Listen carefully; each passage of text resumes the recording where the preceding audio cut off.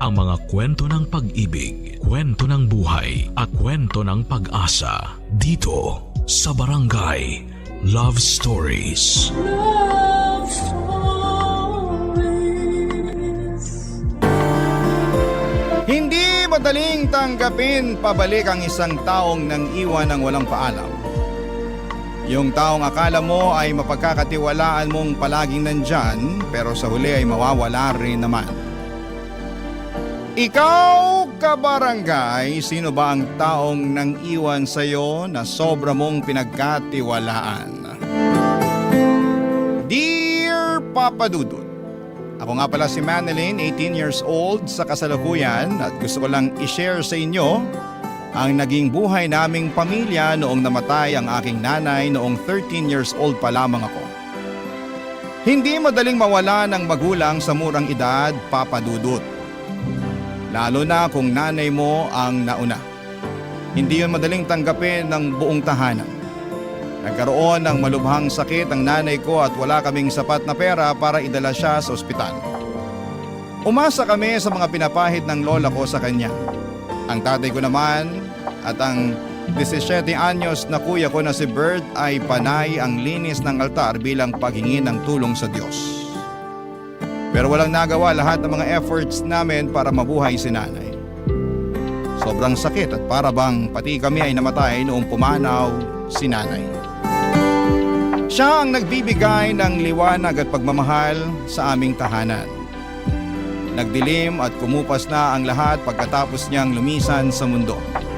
Ang Kuya Bert ko na madalas kong kasama at kakwentuhan noon ay biglang umiwas at lagi na lamang tahimik. Ramdam mo kahit sa malayo ang galit niya. Ang lola ko ay pinipilit magpakatatag sa pagkamatay ng anak niya at para sa aming mga apo niya. At si tatay, ayon, walang ibang ginawa kundi ang ibuhos sa alak at galit ang lahat ng nararamdaman nitong pagluluksa kay Nanay Papa Dudut.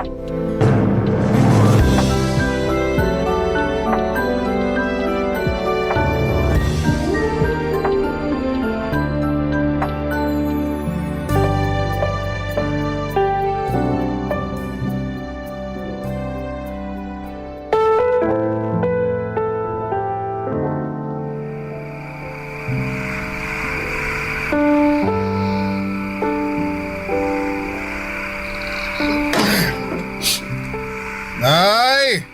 Manilyn! Bert! Andyan ang tatay mo. Oo, nandito lang pala kayong maglola sa kwarto eh. Anong ulam? Wala nang natira para sa'yo. Pinakain ko na lahat sa mga anak mo. Langya naman. Ako nagtrabaho para sa ulam na yon, pero ako pa tong naubusan? Eh kung umuwi ka lang sana ng maaga, di sana nakihati ka pa sa mga anak mo kanina.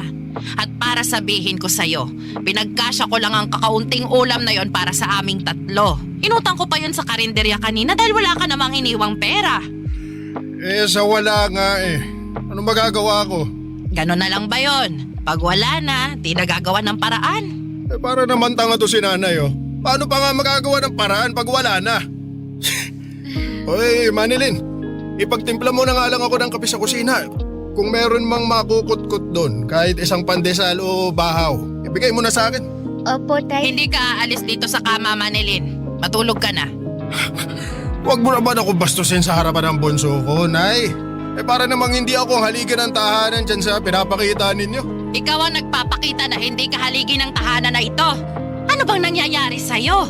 Mula nung namatay ang asawa mo, wala ka nang ibang ginawa kundi lumaya sa bahay na ito. Lagi kang nasa inuman. Kailangan ka pa naming sunduin ni Bert pag nalalango ka na sa alak. Hindi ka ba nahihiya na ganyan ang inaasal mo sa harapan ng mga anak mo? Bakit? Gusto ko ba maging ganito? Gusto ko ba mawala ng asawa? Gusto ko ba mawala ng pag-asa sa buhay? Hindi ka dapat mawala ng pag-asa. May mga anak kang umaasa sa'yo. Oh, paano na sila nito? Paano sila makakakain? Paano makakapasok sa eskwela kung walang baon? Kahit pamasahe man lang. Kahit piso, wala kang iniiwan para sa kanila. Babawiin na lang ako sa susunod. Nako, ganyan din ang sinabi mo nung isang linggo. Anak, umaandar ang orasan. Hindi yun hihinto dahil sa kahihintay sa'yo na makabawi sa mga anak mo. Ano ang magagawa ko? Tinanggal ako dun sa tindahan na pinapasukan ko. Tinanggal? Ano na naman bang ginawa mo? Nagnakaw ako ng isang delata. Gutom na ako nun eh. Hindi ko na napigilan ang sarili ko. Hindi ko naman alam na isusumbong pala ako ng kasamahan ko. Para sa isang delata lang, hindi na sila naawa. Mali pa rin ang magnakaw. Isang delata lang yun, Nay. Hindi yun kawalan sa kanila. Mayayaman yung mga yun, nakakaangat kaysa sa akin. Isang delata lang yun. Pero kung hatakin nila ako palabas ng tindahan, akala mo, bilyon na ang ninakaw ko. Kahit na anak. Ano na, Manilin? Hindi ka pa pabangon dyan para ipagtimpla mo ng kape tong tatay mo? Kailangan pa bang kalad ka rin din kita palabas tulad ng ginawa nila sa akin doon sa tindahan? Ano? Sagot! Takot na takot noon ang pakiramdam ko nang pandilatan ako ni tatay ng mga mata niya. Hindi ko alam kung susunod pa ako sa kanya pero tumingin si Lola sa akin at saka tumango. Isang senyales para sumunod na ako sa tatay ko. Pagkalabas ko ng kwarto ay agad na sinarado ni Lola ang pintuan. Pakiramdam ko ay may pag-uusapan silang importante at hindi ko yun pwedeng marinig. Kaya nga siguro ako pinilit ni tatay na magtimpla ng kape ay para hindi ko marinig ang pagkadurog ng pagkalalaki niya dahil hindi na siya matibay na haligi ng aming tahanan. Maayos naman po si tatay noon. Masipag at ginagawa ang lahat para mabuhay kaming pamilya. Kung ano-anong racket ang pinapasukan niya. Parang hindi niya ramdam ang pagod lalo kapag sinasalubong siya ni nanay ng mainit na kape pagka uwi ng bahay. Si nanay ang nagpapakalma at nagtatanggal ng pagod ni tatay. Kaya naiintindihan ko si tatay kung nandilim ang payapa niyang buhay mula nang namatay si nanay. Pero paano naman kami ni Kuya Bert na mga anak niya? Hindi ba siya gagawa ng paraan para sa amin? Mabaling ang atensyon niya, Papa Dudut.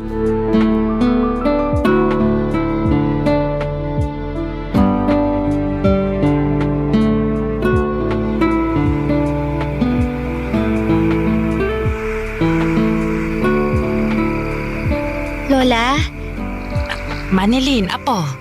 Ano yun? hindi pa ba uuwi si tatay? Ha? Uuwi yun. Binilang ko po kasi sa kalendaryo. Mag-iisang buwan na po siyang hindi umuwi eh. Hayaan mo, apo. Mamaya, pagka-uwi ng Kuya Bert mo, hahanap. Gatas? Ginagawa nyo naman kaming bata, Lola eh.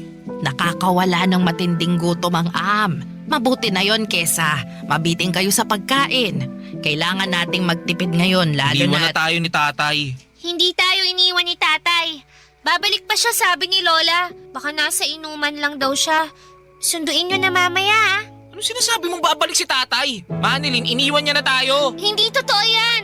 Di ba Lola? Ikaw ang nagsabi na babalik pa si tatay. Sabihin nyo na ang totoo, Lola. Huwag nyo nang pasahin to si Manilin. Oo na. Hindi na babalik ang tatay niyo dahil iniwan niya na tayo. Nahuli ko siya nung araw na tumakas siya habang tulog kayong dalawa. Hindi ko na siya hinabol kasi alam kong ayaw niya na rin dito. Kaya mula ngayon, wala nang kahit anong usapan tungkol sa tatay niyo para makalimutan na natin siya. Isipin niyo na lang nakasama na siya ng nanay niyo sa kabilang buhay para hindi na kayo umasa pa na makakabalik pa siya. Naiintindihan niyo ba? Kahit galit si Lola noon ay nakita ko pa rin sa mga mata niya ang lungkot sa pagkumpirma sa amin na iniwan na kami ni tatay. Para sa 13 anyos na batang katulad ko ay hindi yon madaling tanggapin at iproseso. Kakamatay lang ng nanay ko tapos ay tinakasan naman kami ni tatay dahil hindi niya makayanan ang kalungkutan. Parang hindi tama. Pero wala naman kaming magawa dahil sa pag-iwan ni tatay sa amin ay mas lalong lumungkot at humirap ang buhay namin. Mas lalong naging rebelde si Kuya Bert, pahirapan na siyang makausap na kahit si Lola ay sinukuan ng lapitan pa siya. Wala na rin kaming naging balita sa kanya maliban sa isang kumakalat na chismis na nagpunta na raw si tatay sa Maynila. iniwan na niya kaming mga anak niya sa probinsya. Pagkatapos noon ay inisip na lang namin na patay na rin si tatay. Tuwing nagsisimba kami at nagtitirik ng kandila para sa kaluluwa ni nanay, ay dinadamay na rin namin si tatay. Nagtitirik na rin kami ng kandila para sa kanya para madaya na ang aming mga isipan. Napatay na rin si tatay. Ang hirap namang magluksa sa isang taong buhay pa pero mas piniling huwag magparamdam. Papa Dudut. Barangay Love Stories. Barangay Love Stories. Makalipas ang 2 taon ay nasanay na kaming wala si tatay sa tabi natin. 15 anyos ako noong nagsimula na akong magtrabaho at tagabantay ako ng baby ng teacher ko. Kapalit noon ay siya ang nagpapaaral sa akin. Binibigay na rin niya ang mga tira-tira nilang pagkain para may maiuwi ako sa amin. Paminsan-minsan ay inaabutan ako ng kaunting barya para may maiabot ako kay Lola na panggastos namin sa bahay. Si Lola naman ay namumulot ng mga natapong palay sa kiskisan para meron kaming bigas. Naglalabandera na rin siya sa isang teacher ko, Papa Dudut. Nagtutulungan kami ni Lola para makaraos sa buhay. Maliban kay Kuya Bert. Mula noong inabandona kami ni tatay ay mas tumindi nga ang pagre-rebelde ni Kuya Bert. Halos hindi na ito umuuwi ng bahay. Lagi namin siyang sinusundo ni Lola sa mga pinupuntahan niyang inuman. Dati si Lola at Kuya Bert ang sumusundo kay tatay sa inuman. Pero ngayon, kami na ni Lola ang sumusundo kay Kuya Bert pag wasak na ito sa inuman. Hindi man umiimik at nagreklamo si Lola pero ramdam ko ang kalungkutan niya, Papa Dudut. Kaya hanggat maaari ay hindi ko siya binibigyan ng sama ng loob o masamang balita. Wala akong ibang ginagawa kundi ang protektahan ang nararamdaman ni Lola, Papa Dudut.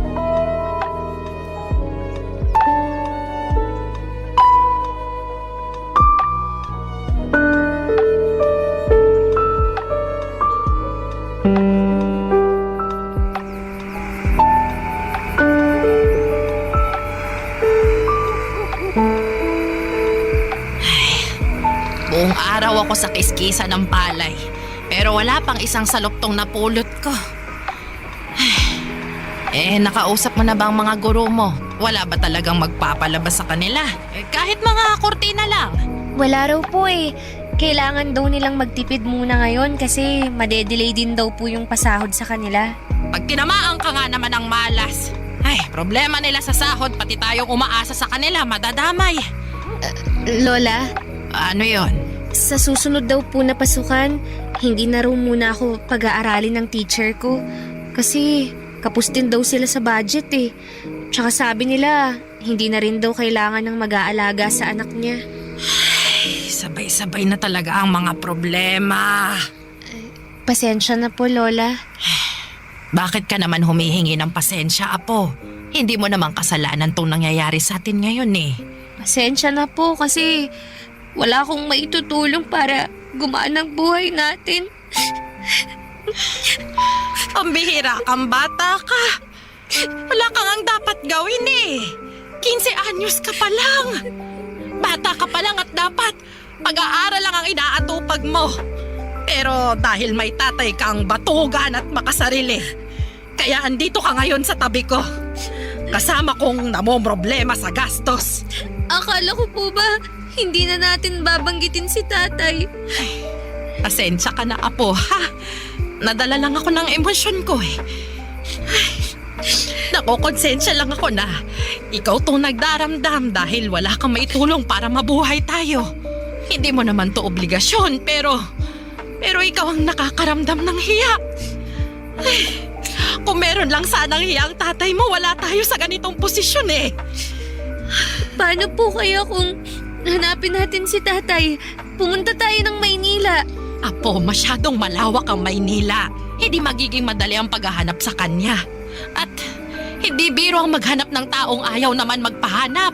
Hindi ko pa rin po kasi maintindihan kung bakit kailangan ni tatay namang iwan. Naalala mo pa ba yung sinabi ko sa'yo noon tungkol sa paraan ng mga tao para magpakita ng lungkot?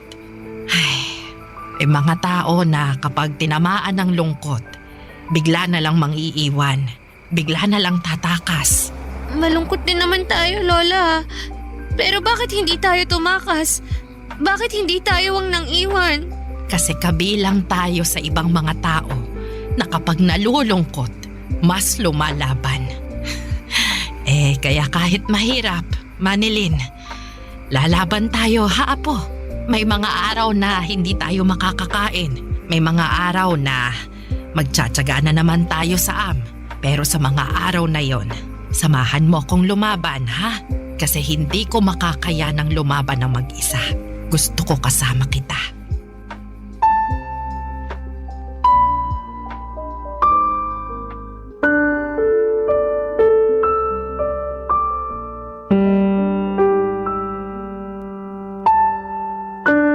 Habang naglalakad ay may nadaanang kaming simbahan, Papa Dudut. Simbahan po yun na iba ang relihiyon. Pero pumasok kami para magdasal.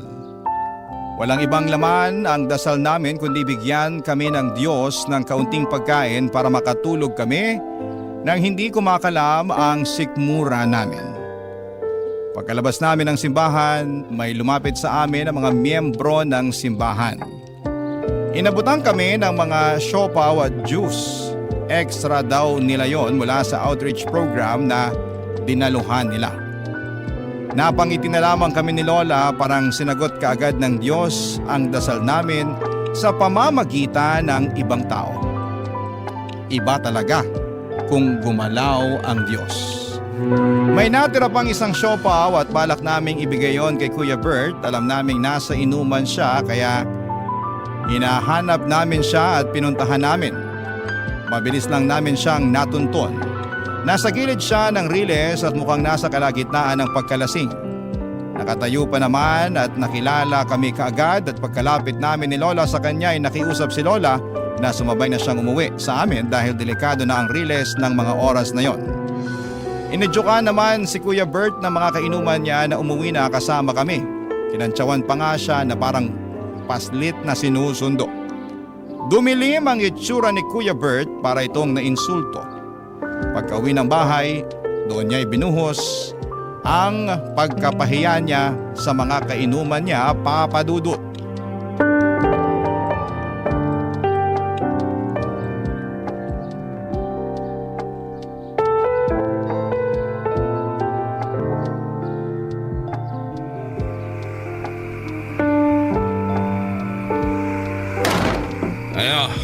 Masaya na kayo maglola na napauwi niyo na ako. Oo, masaya kami. Kasi makakatulog na kami ng hindi nag-aalala kung saang lupalop ka na naman ng mundo nakarating. Bakit kailangan niyo mag-alala? Alam niyo naman kung saan ako mahanap palagi, di ba? Kung saan may alak, nandun ako. Doon niyo ako maaamoy. Naku, ikaw talagang bata. Buti pa, Kuya Bert. Matulog ka na para mawala na yung kalasingan mo. Huwag mo nga akong utusan, Manilin, ha? Ako kuya mo. Hindi kita inuutusan. Gusto ko lang magpahinga ka para makapagpahinga na rin kami ni Lola. Di magpahinga kayo. Kailangan ba may grupang pagpapahinga? Hawa ko ba yung mga talukap niyo sa mata para pigilan kayong matulog? Apo, gusto lang naming makasabay ka magpahinga. Gabi na rin. Nakakahiya sa mga kapitbahay kung madidinig nila tayong nagpapataasan pa ng boses dito. Gusto mo bang maging laman na naman tayo ng usapan dyan sa kanto? Ano ba pakialam nila? Hoy, mga chismoso't pakialamerong mga kapitbahay! Good evening! Kuya Bert, ano ba? Nag-e-eskandalo ka na naman eh. Kami na naman ni Lola ang mapapahiya sa ginagawa mo. Alam mo, para kang sinanay nung nabubuhay pa eh. Bungangera ka! Pagtimpla mo na nga lang ako ng kape ko. Abutan mo rin ako ng anumang pwedeng makutkot dun sa kusina. Dali na, Manilin! Alam mo, para kang si tatay. Ano sabi mo? Bert, Manilin, matulog na kayong dalawa, ha? Bukas din hindi nyo na maiisip tong Walang matutulog hanggat hindi ko natuturuan ng leksyon tong si Manilin. Bakit mo ako tuturuan ng leksyon? Di ba para yun sa mga nagkakamali? Wala namang mali sa sinabi ko Totoo namang para ka ng si tatay. Basta gulero, lasinggero, walang kwenta. Bastos ka, bata ka! Bert! Bert, bakit mo sinaktan ang kapatid mo? Manilin, Apo, ayos ka lang ba? Di lang yan ang aabutin mo, Manilin. Sa susunod na pastusin mo pa ako. Di kita binastos! Tama na, Manilin. Ha? Parang awa mo na, Apo. Tama na, Apo. Nasasaktan ka ba sa katotohanan, Kuya Bert? Habang tumatagal, kumagaya ka na kay tatay. Wag na wag mo akong ikukumpara sa walang kwenta nating ama, ha? Hindi ako katulad niya! Tama na! Tama na, Apo! Bawiin mo ang sinabi mo! Hindi, ayoko! Talagang gusto mong masaktan palalo, ha? Ako na lang ang babawi! Hindi ka katulad ng tatay mo, Ber! Hindi! Kaya tama na! Huwag na kayo magsakit ang magkapatid! Noong nabubuhay pa si nanay, madalas namin siyang kasama ni Kuya Bert sa paglalakad tuwing hapon. Ito ang paraan ni nanay para makausap kami ng kalmado ni Kuya Bert. Para may malaman siya tungkol sa mga pinagkakaabalahan at nararamdaman namin. Napakasaya nung buhay pa si nanay, Papa Dudut. Hindi kami nagtatrabaho ni Kuya Bert at ini-enjoy lang namin ang pagkabata. Lagi kami sa bubungan tuwing gabi at sinusubukang bilangin kung gaano karami ang mga bituin sa langit. Pero mula nang namatay si nanay ay hindi na kami umakyat pa ni Kuya Bert sa bubungan. At ewan ko kung bakit parang wala na akong nakikitang bituin sa kalangitan. Parang lagi na lang madilim. Paborito ni Kuya Bert si nanay, kay nanay nagsusumbong si Kuya Bert. Oras na magkausap na silang dalawa ay makikita mo na agad ang ngiti ni Kuya Bert. Pero mula noong namatay si nanay ay hindi ko na ulit nasilayan ang ngiti niya.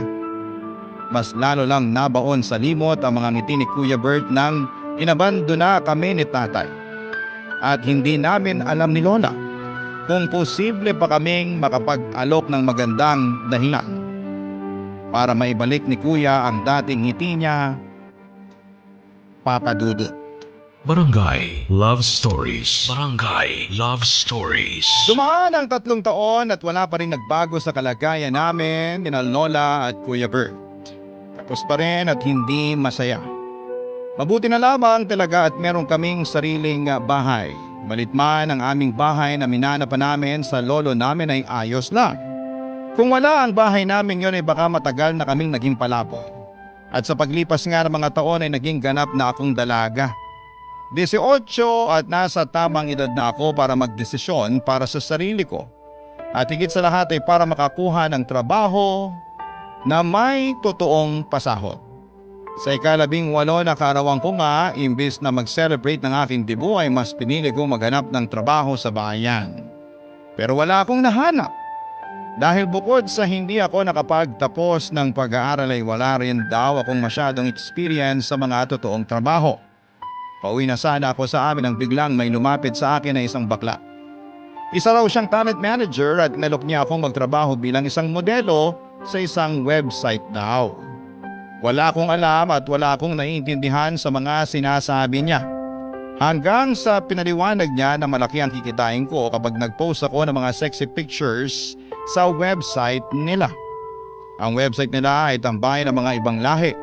Noong una hindi po ako komportable sa trabahong inaalok niya pero noong binulong na niya kung magkano ang kikitain ko sa bawat post ko ng sexy picture, bigla ay parang gusto ko nang sunggaban ang alok nito. Pero kinailangan ko munang sabihin yon sa lola ko, Papa Dudut.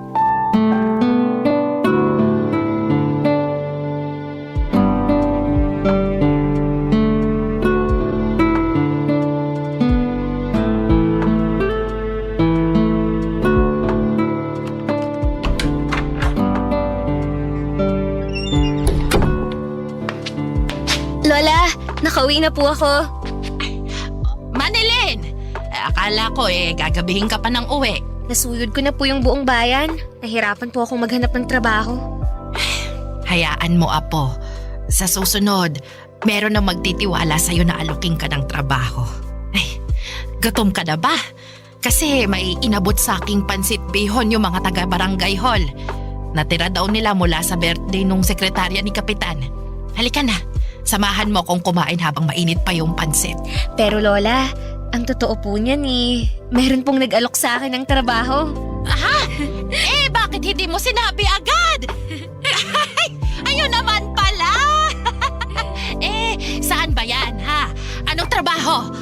Anong gagawin mo? Magkanong sahod? Malaki po ang pasahod. Doon ako sigurado. Salamat po, Diyos ko! Nagbuga rin lahat ng ipinagdasal natin. Makakaraos na tayo sa buhay, Apo!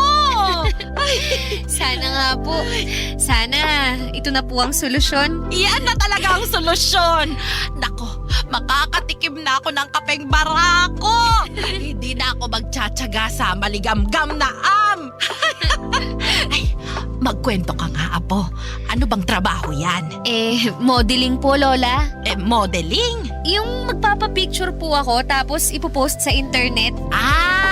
Yung parang artista ba? Ay! Naku! Mukhang sisikat ka riyan, Apo! Kailangan lagi kang maghilamos ha para hindi ka magka-pimple. Tapos dalasan mong pagligo para hindi ka magkaroon ng libag. Ano bang klaseng mga litrato raw bang kukuhanan sa'yo?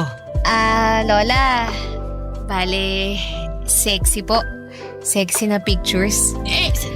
Sexy na picture! Opo. Tapos, ipopost daw po sa internet. Pag nakita yun ng mga ibang lahi, pwede nilang bilhin yun. May komisyon ako sa bawat sexy picture na yun, Lola. Sabi nung baklang manager sa akin kanina, marami na raw siyang alaga na nakapagpatayo ng bahay dahil naging model sila. Gusto ko rin nun, Lola. Mapapalaki na natin tong bahay. Mapapalitan na natin yung mga butas na bubong. Makakabili na tayo ng bagong ref. Tsaka pupunuin ko yun lagi ng pagkain. At yung kape nyo, di ba? Matagal yun ang gustong makatikim ng kapeng barako. Makakabili na tayo nun kahit walang okasyon. Ganun kalaki ang kikitain ko sa pagmamodel, Lola. Apo, hindi ko yata gusto ang pagmamodel-model na yan Parang mali Maglalagay ka ng mga sexy na litrato sa computer? Sa internet po. Sa internet at pagpepiestahan nyo ng mga ibang lahi. Hindi naman pagpipiestahan, Lola. Hindi naman ako parang handa sa piyesta na matitikman nilang lahat. Alam mo na kung anong ibig kong sabihin, Apo. Di ba, Lola? Ang tagal na nating pinagdarasal na umasenso. Baka ito na po yung sagot ng Diyos sa mga dasal natin. Ito na yung blessing niya para sa atin. Ito yung sagot. Yung magpapakita ka ng katawan mo sa ibang tao. Ay, kailan pa ginawang blessing yun ng Diyos, ha? Lola, kailangan ko tong tanggapin. Kasi kung hindi, anong kakainin natin bukas? Kaya niyo pa bang humarap sa mga tindahan dito sa barangay natin para mangutang? Kaya niyo pa bang tiisin yung masasakit nilang salita at irap habang inaabutan kayo ng mumurahing sardinas? Kasi ako, Lola, ayoko na. Para maiba naman ang kapalaran natin. Maiba ang kapalaran. Gusto mo nang makasala ng kapalaran. Yun ba, Manilin? Ako ayoko. Hindi ko hahayaan na gamitin mo ang katawan mo para mabuhay tayo. Hindi bali nang may butas ang bubungan natin. Hindi bali nang hindi ako makatikim ng kapeng barako o makaranas ng ref na puno kahit pa mas lumabo ang mga mata ko kakapulot ng mga butil ng palay sa kiskisan. Ayos lang. Basta wag mo lang ihain ang katawan mo sa ibang tao. Yun na nga ang kinakatakutan ko, Papa Dudut. Ang pagtanggi ni Lola sa plano ko. Wala rin naman akong nagawa at sinunod ko pa rin ang gusto niya. Masyado nang maraming pinagdaanan si Lola sa buhay. Ayoko na yung dagdagan pa, kaya naman blinak ko na rin ang number ng baklang manager na nakausap ko. Para hindi na ako matukso na lapitan siya para ibenta ang mga picture ng hubad na katawan ko. Habang tumatagal ay naiintindihan ko na si Lola, mahirap ang buhay, oo, pero hindi magandang solusyon ang iladlad ko ang hubad kong katawan sa ibang tao para pagnasaan. Kaya naman bumalik na lamang ako sa mas alam kong trabaho, ang maging kasambahay. Maswerte na lang at natanggap akong kasambahay sa isang konsihal namin. Ayos na ang pasahod, stay in ako at 2 araw lang ang day off ko sa loob ng 1 buwan. At ginagamit ko ang day off na yon para umuwi kay Lola at iabot ang naipong kong sahod. Halos lahat ng sahod ko ay inaabot ko kay Lola dahil wala naman akong ginagastos sa trabaho ko. Libre naman po ang lahat, Papa Dudut. Kaya natutuwa si Lola kasi nagkakaroon na ng laman ang ref namin kahit na hindi yon masyadong napupuno tulad ng pangarap namin. Hindi na rin niya sinosobrahan ang tubig ng sinaing para magkaroon ng am. Kahit papaano ay umaayos na ang buhay namin. Hanggang isang araw sa pag-uwi ko sa bahay ay ginulat ako ng mga nabalitaan ko.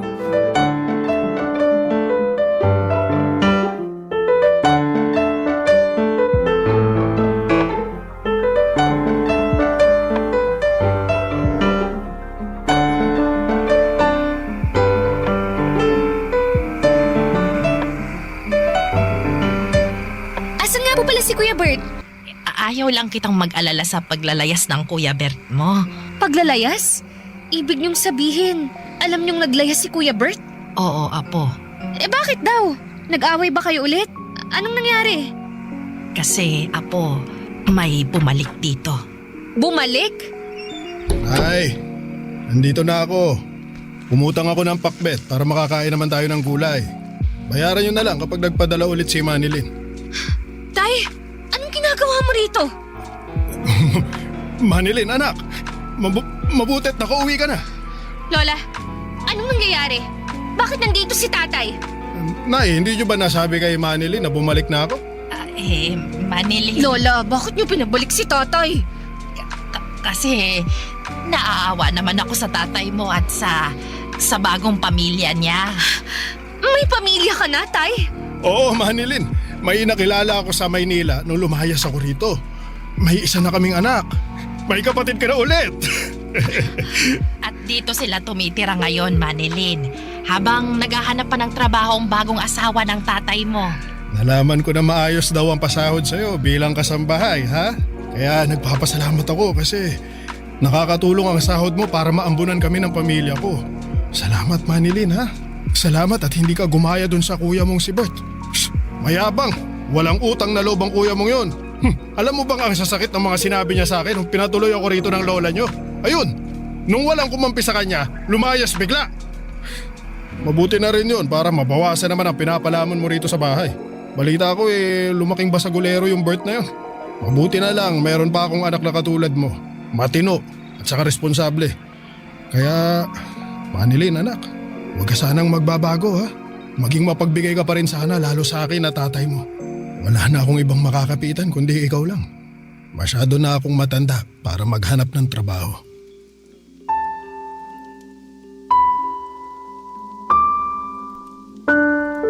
Hindi kagaya ng mga teleseryeng napapanood natin sa telebisyon ay walang naging sigawan at sumbatan. Walang sakitan, tahimik kong pinakinggan ang mga nakakasukang linya ni tatay. Ang kapal ng mukha niya, yun lang ang pumapasok sa isipan ko noon. Ang kapal ng mukha niya para bumalik noong alam niyang may mapapakinabangan na siya sa akin. Samantalang nung hirap na hirap kami ni na Lola ay hindi siya nagpakita. Hindi siya nagpakaama. Napansin ni Lola ang pananahimik ko. Alam niya marahil na yon ang paraan ko ng pagpapakita ng kalungkutan. Ang manahimik. Alam din niyang hindi ako komportable sa pagtanggap niya ulit kay tatay at sa bagong pamilya nito sa bahay namin. Kinausap niya ako ng masinsinan sa kwarto at inihingi niya ng tawad ang pagdidesisyon niya nang hindi nagsasabi sa akin. Napaiyak na lamang ako. Wala naman akong nagawa, gusto ni Lola na tumira roon si tatay at ang bagong pamilya nito dahil nalulungkot siyang mag-isa lalo't wala na ako roon madalas. Tapos bigla pang nawala si Kuya Bert. Naguguluhan tuloy ako. Kailangan ko na bang tanggapin si tatay pabalik sa buhay namin? Kailangan ko na ba siyang patawarin? Kasi sa totoo lang, hindi ko pa kaya. Tuwing nakikita ko siya ay kumukulo ang dugo ko lalo na kapag naaalala ko kung paano niya kami inabandona noong mga panahon na nagluluksa kami kay nanay at noong mga panahong wala kaming makain. Pero masaya si Lola tuwing kasama si tatay at ang bagong pamilya niya. Hindi ko naman pwedeng ipagkait yon kay Lola, lalo't yon ang unang beses na nakarelax na rin siya sa buhay at nakakabawi na rin sa saya. Pero paano naman ako, Papa Dudut? Malungkot pa rin ako at masama ang loob sa ginawa ni tatay sa amin. Ano po ang gagawin ko, Papa Dudut? Ako nga rin po pala ay ang bumubuhay sa bagong pamilya ni tatay dahil mas pinili na ngayon ni tatay na huwag nang magtrabaho dahil nalaman niya ang sahod ko bilang kasambahay. Naisip niyang kaya naman daw nilang pagkasyahin ang sahod na ibinibigay ko sa kanilang lahat. Ano po ba ang dapat kong gawin, Papa Dudut? Sana po ay matulungan ninyo ako at ang inyong mga tagapakinig. Ang inyong kapuso at kabarangay forever, Manilyn. Nalilito pa rin sa live ang ating kabarangay. Ano kaya ang maipapayo mo sa kanya? Ibahagi mo yan sa ating comment section para mabasa rin niya. Ang mga kwento ng pag-ibig, kwento ng buhay at kwento ng pag-asa dito sa Barangay Love Stories. Love Stories.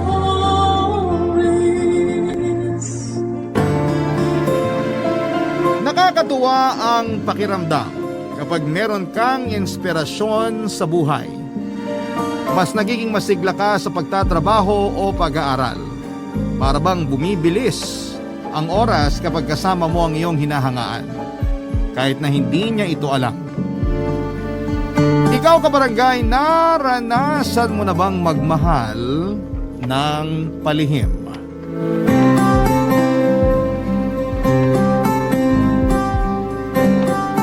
Dear Papa Dudut, isang mapagpalang araw po sa lahat ng mga kabarangay na nakatutok ngayon sa Barangay LS. Para pakinggan ang tampok na kwento ngayon sa Barangay Love Stories. Itago niyo na lamang po ako sa pangalang Jam. 35 years old na sa ngayon at ito ang kwento ko na nangyari nung ako ay 30 pa lamang. 5 taon na nakakalipas mula noon, sa dating trabaho ko sa isang ahensya ng gobyerno ay nakilala ko si Rico. Sa pagbabalik alaala ko noon ay may kakaiba akong pakiramdam. Sa unang pagkakataon pa lamang na makita ko siya ay naramdaman ko kaagad ang love at first sight. First time kong ma-love at first sight, kaya hindi ko maunawaan ang aking nararamdaman noong panahong yon. Alam ko na lalaki ako at feeling ko noon ay hindi normal para sa isang lalaki na magkaroon ng pagkagusto sa kapwa lalaki o pwedeng sinasabi ko lang yon sa sarili ko para patayin ang nararamdaman ko para sa kanya. Nangyari ang unang pagkikita namin ni Rico nang dumalaw ako sa dati kong pinagtatrabahuhan na kung saan ay siya ay isang bagong empleyado. Si Dada na aking kaibigan na doon pa din nagtatrabaho, siya ang tanging nakakaalam ng aking pagkatao. Kaya nang dalawin ko siya ay ewan ko kung sinasadya niya, pero siya din na nagpakilala sa akin kay Rico. Hindi ko din alam kung napapraning lang ba ako o kung totoo ang nararamdaman ko na crush ko si Rico. Papa Dudut, unang beses pa lamang namin na mag-usap ay nagulat ako na alam niya ang mga social media accounts ko at nag-friend request at nag-follow siya sa mga ito. Parang ang haba ng buhok ko at munti kong matapakan ng mga panahong yon, Papa Dudut.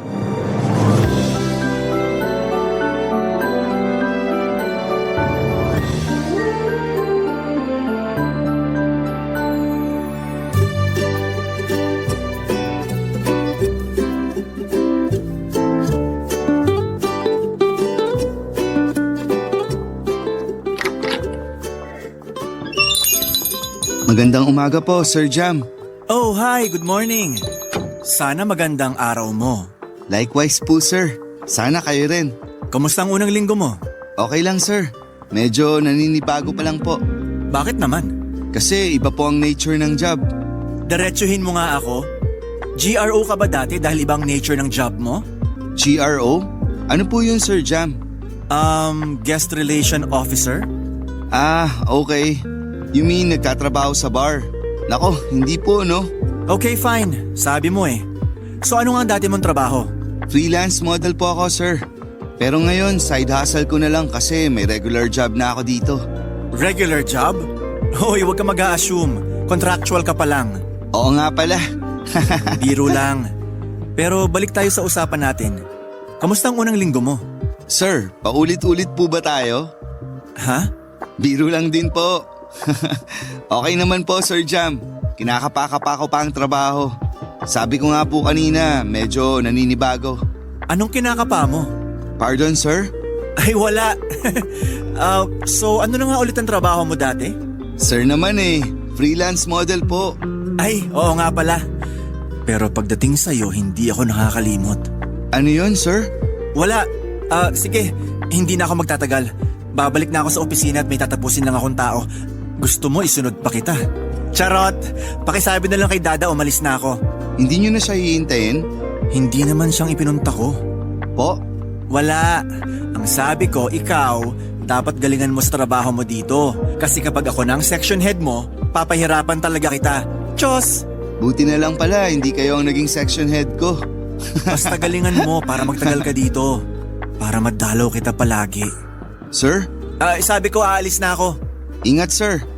Ay, sir, siya nga pala. Check mo notification mo.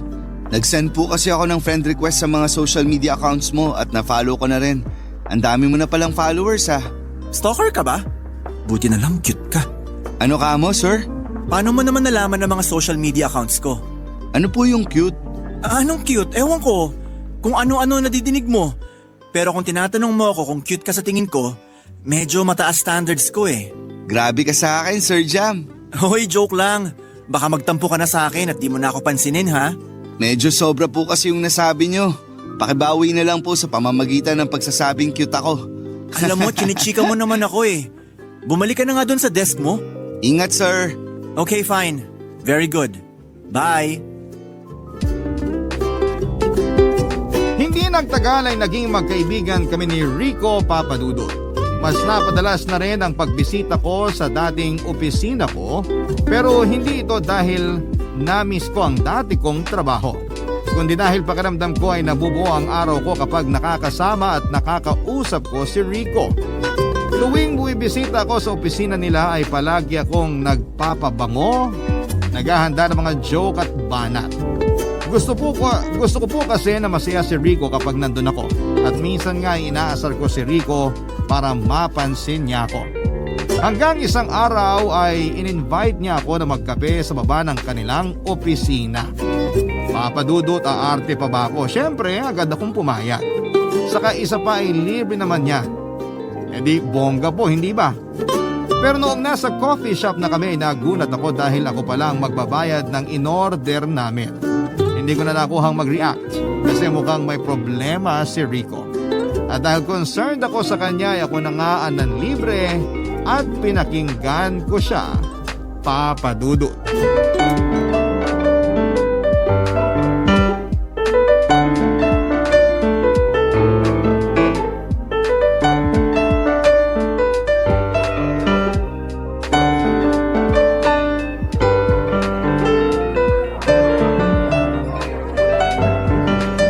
Rico, anong nakain mo at inimbitahan mo ko na magkape? Ikaw? Excuse me? Teka, libre ba to? Hindi. Hindi pa kami sumasahod. Di ba nga, COS ako? Sa susunod na buwan pa ako sa sahod. Kanya-kanya pala to?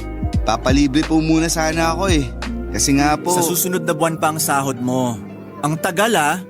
Sige, kausapin ko si Dada para itanong niya sa HR and i-follow up niya ang salary mo.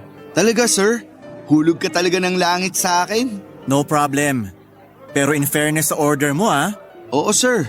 Isang hot matcha at isang pasta lang. Wow ha, matcha at pasta lang.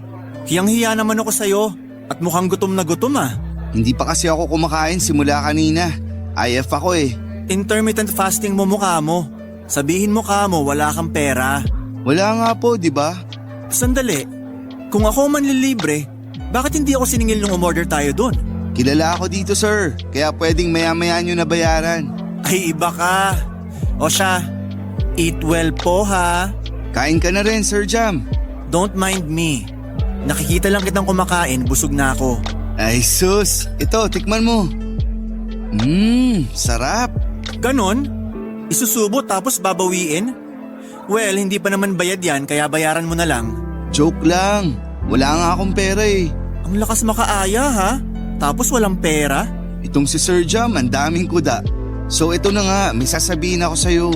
Manliligaw ka? Joke lang. Wait, reserve mo yan.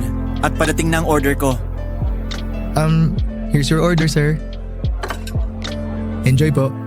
Wow, mukhang masarap. O siya, anong sasabihin mo? Sir Jam, may problema kasi ako eh. Financial. Alam mo naman na hindi pa ako sumasahod. Sinabi mo na kanina yan.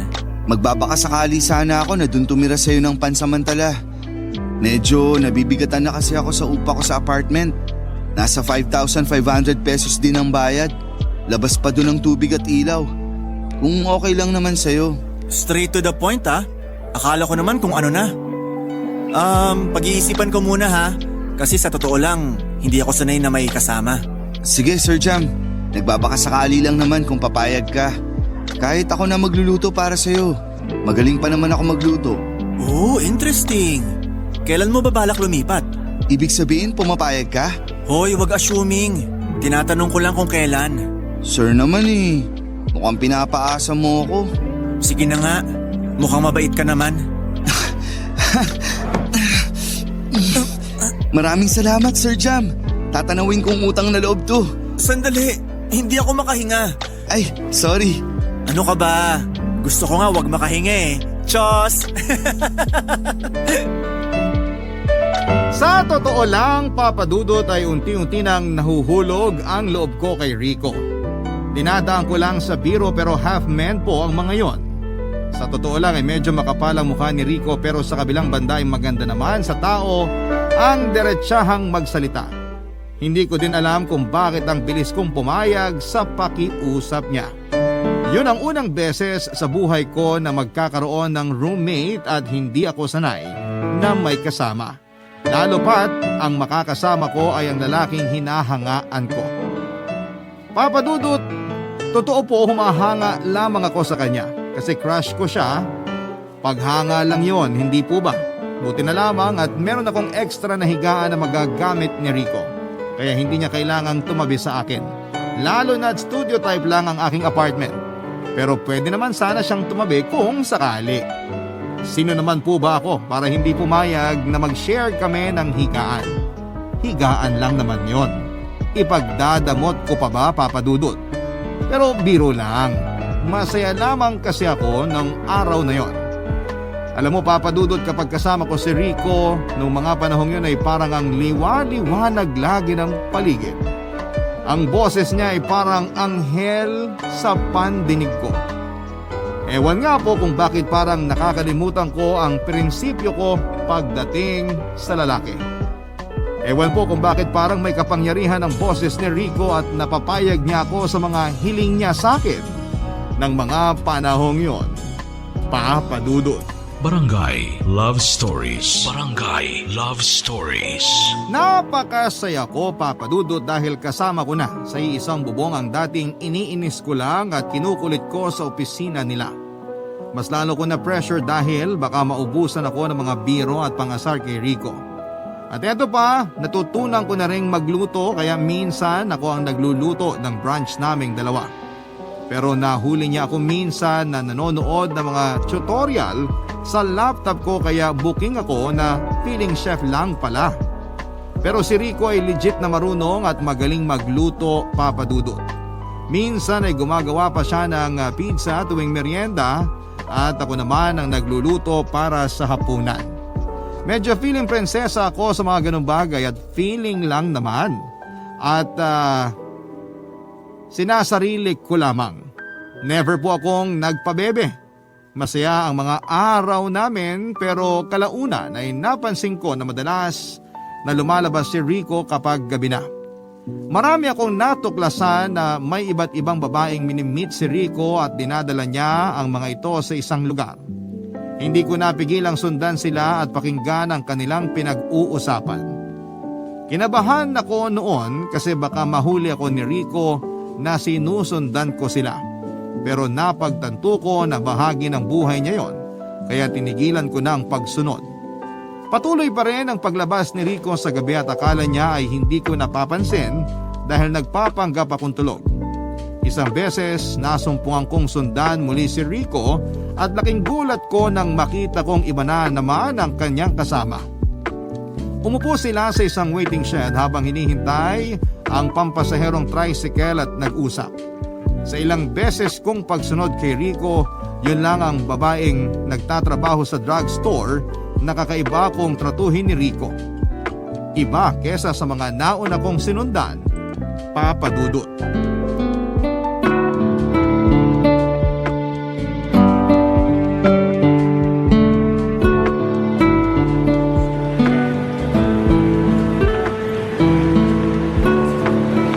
Kamusta naman ang araw mo sa trabaho? At mukhang pagod ka. Oo, no? Ikaw ba naman nakatayo buong araw? Tumayo? Bawal kasing umupo eh. Lalo pat nasa counter at kakapromote ko lang as PA. PA? You mean pharmacist assistant? Dapat pala tayong mag-celebrate. Gusto mo kumain muna tayo? Sagot ko. Wag na, Rico. Itago mo na lang yung pera mo. Ako na lang ang manlilibre sa'yo. Pero next time na ha? Sa sahod ko na lang, promise. Sige, ikaw bahala. Once again, congratulations. I'm so proud of you, mahal. Nga pala, kamusta na yung proposal ko sa'yo? Proposal? Wala ka naman sinasabing business proposal eh. Hindi, iba yun. Yung about sa kasal. Seryoso ako sa sinabi ko. Kapag makaipon na ako, itutuloy ko na ang kasal natin. Kasal ka dyan. Hindi ka pa nga nag-propose? Ganun ba? Gusto mo ngayon na? Oo, andyan ka na naman. Basta, bubuo tayo ng masayang pamilya. Magpapatayo tayo ng bahay na sakto lang sa atin. Tapos 10 anak. Bubuo ka ba ng isang basketball team? Bakit hindi pa isang dosena? Okay lang? Loko? 4 lang siguro. O sige, mahal. Ikaw ang bahala. Basta may junior ako, ah. Ang dami mo ring ime, no?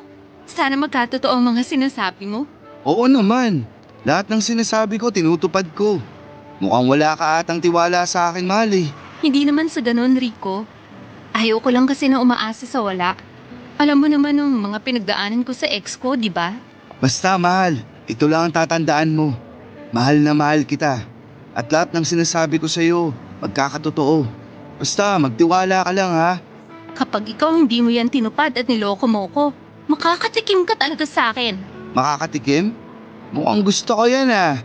Alam mo, Rico, puro pa kalokohan. Hindi ko na alam kung baka pinagtitripan mo lang ako eh. Totoo nga. Kapag makaipon na ako, tutuparin ko lahat ng yon. Promise. Kung makakaipon ka na, edi matagal pa yun. Konti na lang at mabubuo ko na ang iniipon ko para sa kasal natin. Huwag ka lang mainip, mahal, ha? Yes, mahal. Magtitiwala ako sa'yo. Oh, ayun na pala ang iniintay natin. Si Manong. Ano, Glenn, tara? Okay, tara. Para makapagpahinga na rin tayo, mahal.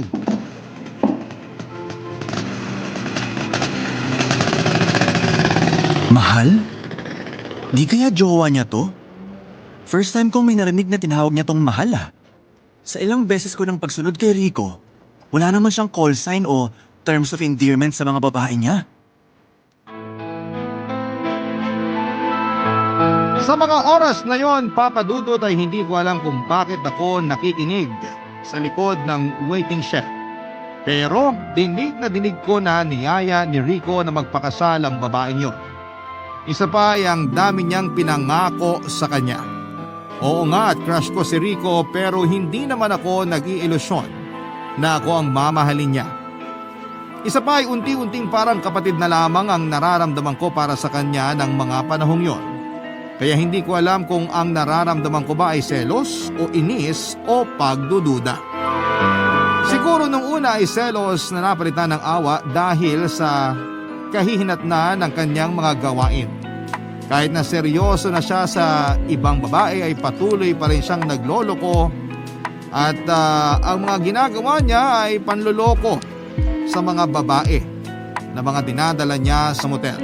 Oo, Papa Dudut, may mga pagkakataon na nakita ko si Rico na dinala sa motel yung mga babaeng kinita niya. Napag-alaman ko pa na minsang uma-absent ito sa trabaho para lamang siguro'y gumawa ng mga kalokohan. Hindi ko na sila sinundan pa pero nakakasigurado ako na ihahatid ni Rico diretso pa uwi ang babaeng yon kasi napansin ko na yung babaeng yon lang ang hindi dinala ni Rico sa motel. Pero minsang hindi ko sinasadyang umuwi ng maaga. Pagpasok ko sa apartment ay naabutan ko sina Rico at Glendy na hubot-hubad. Nagkagulatan pa kaming tatlo. Natulala at nanigas ako sa kinakatayuan ko at sila naman ay agad na nagbihes, Papa Dudut.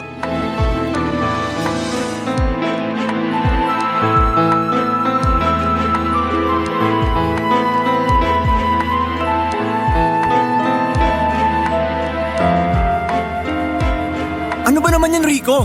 Dito talaga sa bahay ko? Rico, ano nangyayari? Sino siya? Hindi ba nasabi sa'yo, te? Bakit ganyan ka magsalita? Bading ka? Hoy, wag mo ako mabading-bading ha. Ang kapal mo naman na sumama ka dito. Hindi na kayo nahiya. Hindi ba dapat ikaw ang mas mahiya? Ay, iba ka din talaga, te.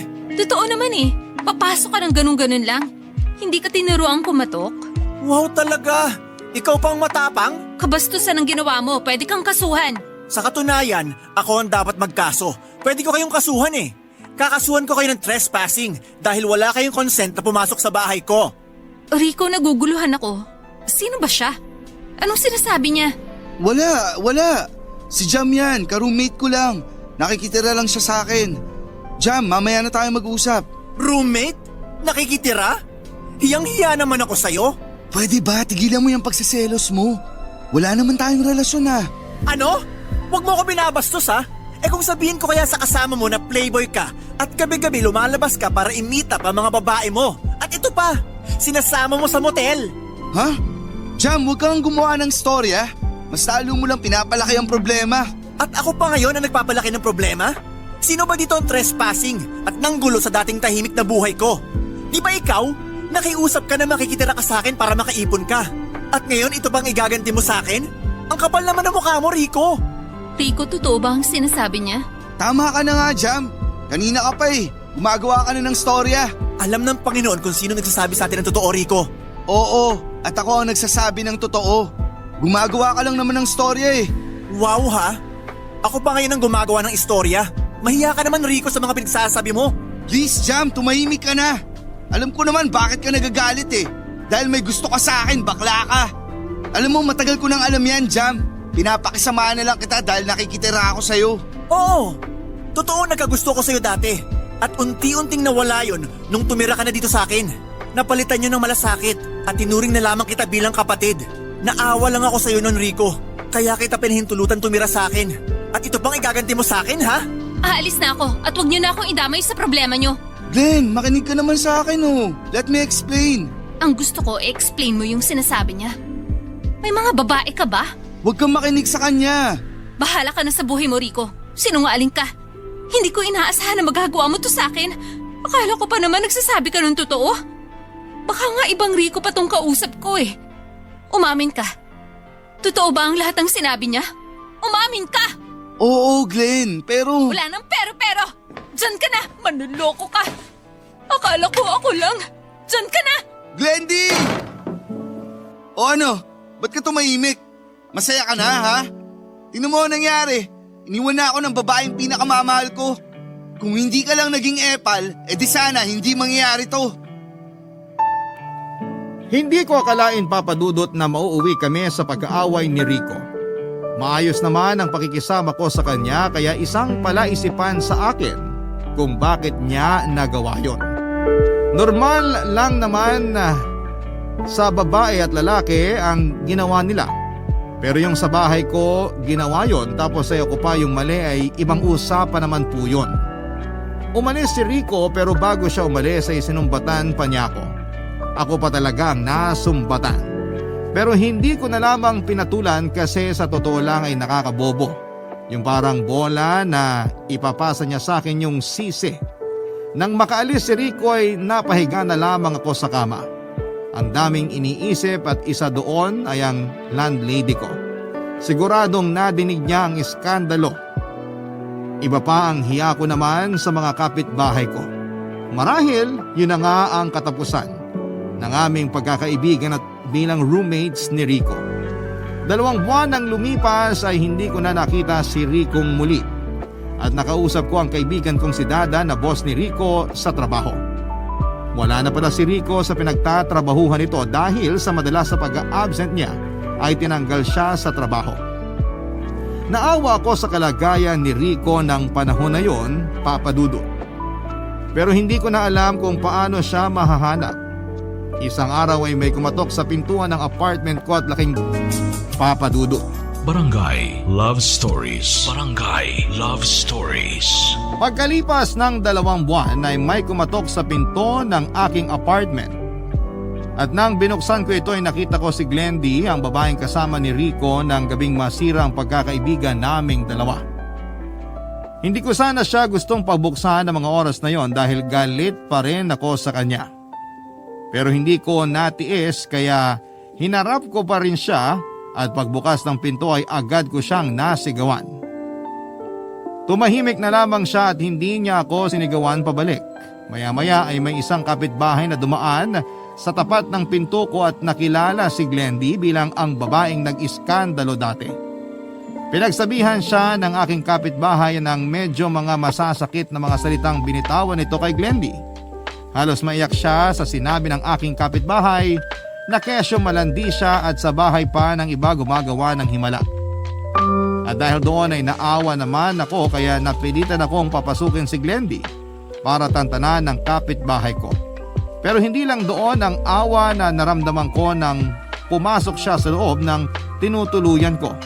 Hindi ko alam kung ano pero naaawa ko sa kanya ng husto. Walang sarcasm yon, Papa Dudut, kasi parang hindi maganda ang dala niyang balita ng mga oras na yon.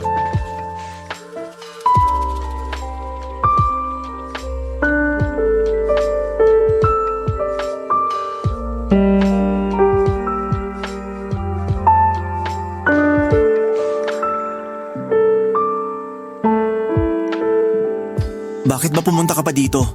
Kung hinahanap mo si Rico, hindi na siya dito nakatira. Nako, kung ano man yung problema niyo ni Rico, labas na ako dyan, Glenn. Hindi ako naparito para maghatid ng gulo. Sa katunayan, hinahanap ko talaga si Rico. Nasaan na kaya siya? Saan siya lumipat? Hindi ko alam. Wala na kaming komunikasyon matapos yung araw na nag-iskandalo tayong tatlo. Humihingi ako ng tawad sa nangyari noon. Patawarin mo ako sa mga nasabi ko sa iyo noon, ha? Ano pa nga ba? Ang tagal na din naman nun eh. Eh di kalimutan na lang natin. Salamat. Jam? Hindi kasi tayo na ipakilala ng maayos. Oo, Jam nga. At ikaw si Glenn D o Glenn. O tawagan nyo lang ni Rico ang Glenn. Glenn talaga ang nickname ko sa lahat, hindi lang kay Rico. Pasensya ka na pala kung magulo ngayon dito sa apartment ko. Wala kasi ako sa tamang katinoan ngayon para maglinis. Sa dami rin ng mga problemang iniisip. Okay lang, Jam. Hindi naman ako magtatagal. Pero itatanong ko lang uli kung may ideya ka kung saan na kaya si Rico ngayon. Ewan ko. 2 buwan na rin nung huli ko siyang nakita simula nung nag-away tayo. Actually, kinokontak ko rin siya eh. Pero hindi sumasagot. Nalaman ko nga na nasisanti siya sa pinagkatrabahuhan niya. Ikaw ba? Hindi mo na rin ba siya nakontak? Hindi na eh. Actually, ako yung nagtago noon. Pero nung mapagpasyahan ko siyang kontakin, wala na. Hindi niya na sinasagot ang telepono niya. Ganon din siya sa akin. Natanggal pala siya sa trabaho. Paano kaya siya nabubuhay? Sa palagay ko, nagpalit siya ng SIM card. Baka nga. Di bale. Susubukan kong kontakin. Magtatanong ako sa iba pa naming mga kaibigan. Sa totoo lang, Jam, naaawa rin ako sa kalagayan ni Rico. At nalaman ko pa na nasisante siya sa pinagtatrabahuhan niya. Baka kaya siguro siya nagpabaya sa trabaho dahil sa mga nangyari. Oo. Siguro hindi niya rin kinaya ang mga nangyari. Siya nga pala. Ano ba sana pakay mo sa kanya? Makikipagbalikan ka ba sa kanya? Hindi. Pumarito ako dahil gusto ko lang magpaalam. Magpaalam? If you don't mind, anong sasabihin mo sa kanya? Magpapaalam lang sana ako sa kanya na aalis na ako at pupunta muna sa ibang bansa. Jam, huwag ka magugulat. Buntis ako at si Rico ang ama. Totoo bang narinig ko, Glenn? Nabuntis ka? At si Rico ang ama ng batang yan? Oo, Jam. At kay Rico ko lang binigay ang pagkababae ko. Kaya nakakasiguro akong anak namin to ni Rico. Eh kung ganun, dapat lang pala nakontakin natin si Rico. Teka, subukan ko kontakin para mapanagutan niya ang batang yan. Wag na, Jam. Actually, hindi dahil dyan ang pinunta ko dito eh. Hindi para panagutan ni Rico ang bata. Kundi para ipaalam lang na pinagbubuntis ko ang anak namin ni Rico. At aalis na ako papuntang ibang bansa. Jam, pumarito din ako dahil gusto kong humingi ng kapatawaran sa mga nasabi at inasal ko noong mga panahong nag-away tayo.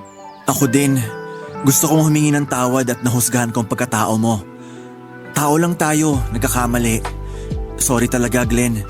Sana mapatawad mo rin ako. Salamat, Jam. At napatawad mo na rin ako. Oo naman. At saka wala ka naman talaga dapat ihingi ng tawad eh. Sa katunayan pa nga, dapat ako talaga masihingi ng patawad dahil sa mga masasakit na nasabi ko sa'yo. Naku, wala yun. Mabuti pa. Kalimutan na lang natin ang nakaraan. Mabuti pa nga. At sana nga, magsilbing leksyon din ang mga nangyari para kay Rico. Sinabi mo pa. Maraming salamat talaga, Jam. Yeah, sure. So, let's be friends na? Mag-iingat ka, Glenn. Salamat, Jam. At kayo rin. Nagulat ako sa mga narinig ko, Papa Dudut. Nang malaman kong buntis si Glenn at si Rico ang ama, hindi ko lubos maisip na aabot sa ganong punto ang mga pangyayari. Kaya agad kong kinontak si Rico upang ipaalam sa kanya na nagkita kami ni Glenn at nag-usap tungkol sa kanyang kalagayan. Hindi talaga ako mapakali sa aking mga nalaman, pero paano ko sasabihin kay Rico kung ayaw niyang magpakita o magparamdam man lamang. Makalipas nga ang 1 taon ay naalala ko ang lumang numero ni Rico, yung dating niyang ginagamit. Walang mawawala kung susubukan kong magbaka sakali. Tinawagan ko ang numero, nag-ring at sinagot ni Rico. Yun pala ang numero na pinarehistro niya bilang kanyang permanenteng gagamitin. Kahit na alam namin ang boses ng isa't isa ay nagulat pa rin kaming dalawa at nagkatanungan kung kami nga ang magkausap ng mga oras na yon. Naghingian kami ng kapatawaran at nagkapatawaran. Nagkumustahan, nagtawanan, nag-catch up kami, Papa Dudut. Nakiusap ako sa kanya na kung pwede ba kaming mag-usap ng harapan.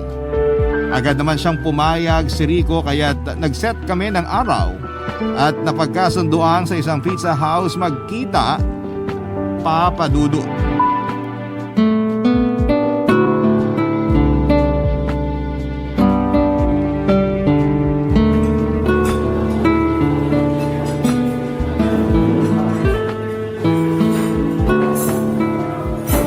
Jam, kamusta ka? Okay lang naman. Pwede ka bang mayakap? Walang mali siya ha. Ikaw talaga. Halika nga dito. Kumusta ka naman? Mukhang blooming pa rin Sana naman okay ka talaga, Rico. Teka, dito ka na pala nagtatrabaho sa pizza house? Oo, at hindi lang nagtatrabaho, Jam. Kundi ako ang may-ari ng pizza house na to. Pwede nga. Yan ka na naman Pinaprank mo naman ata ako Baka may camera dito Oo nga. Nakaipon ako ng malaki nung nakikitira ako sa apartment mo. Talaga ba? Nice. Nakakatuwa naman tong achievement mo. Salamat. Ikaw naman, mukhang iyamanin ka na rin Nasa government ka pa rin ba? Nako, di naman. Ganyan na talaga ako. Woke up like this. Charot.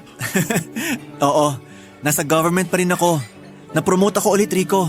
Dahil nagustuhan ng boss ko ang pagiging masipag ko sa trabaho. Hindi na ako magtataka kung magiging boss ka na rin dahil masipag ka At in fairness, bagay din sa'yo maging boss. Aminin. Sinabi mo pa. Joke. Siya nga pala, Rico. May gustong kumausap sa'yo. Sino? Saglit, tatawagin ko muna.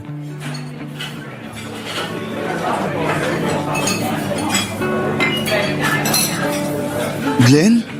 Rico, kumusta? Glendy? Oo nga, siya nga yan. Hindi ka makapaniwala? Nabigla lang ako. Okay naman ako. Sinong baby na to? Uy, natutulog. Ang cute naman. Kargahin mo siya.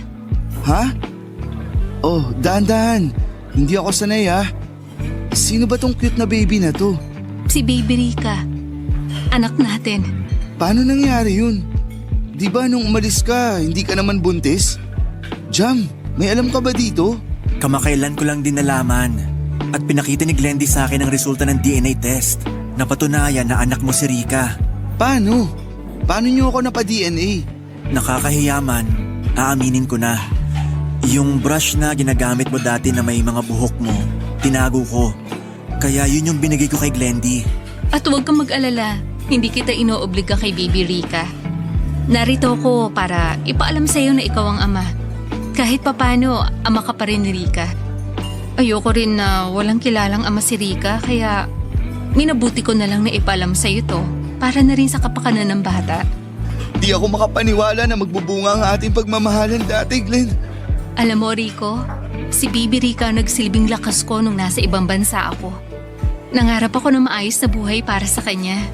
Anak, tulog ka lang Kakargahin kita. Ako ang papa mo.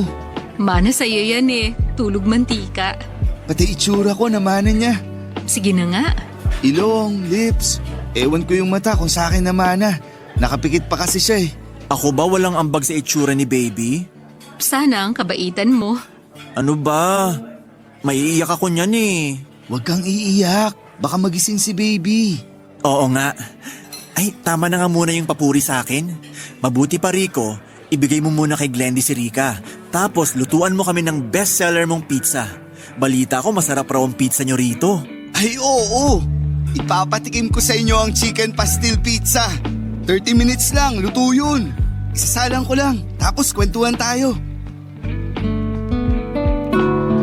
Bittersweet ang moment na yon at puno ng kasiyahan para kay Rico.